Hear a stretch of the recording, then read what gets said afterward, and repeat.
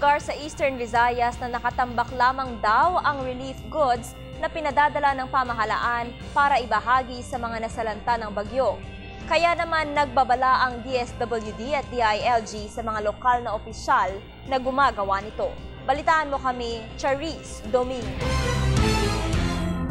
Ayon kay DSWD Secretary Dinky Soliman, ipapasilip niya sa kanyang mga tauhan ang tungkol sa balitang maraming relief goods ang hindi pa na ipamamahagi at nakatambak lamang sa ibang lugar ng Leyte tulad ng Tanawan, Javier, Dulag, at MacArthur.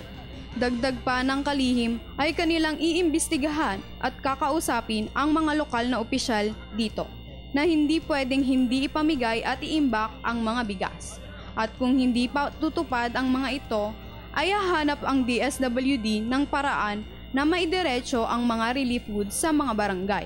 Depensa naman ng mga LGUs na hindi nila maibigay ang mga relief goods dahil sa kakulangan ng mga truck at gasolina para maipamahagi sa mga nasalanta. Ukol naman dito ay sinabi ni Secretary Dinky Soliman na may bukas ng mga gasolinahan sa lugar ng Palo at Tacloban.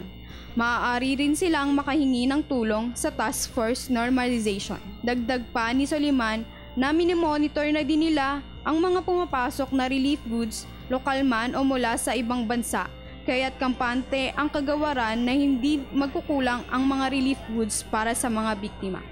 Samantala ay nag-abiso naman si DILG Secretary Mar Rojas sa mga LGUs na magbibigay sila ng hanggang kahapon upang maipamahagi na ang mga supply. Para sa Telebisyon ng Bayan, Charis Domingo.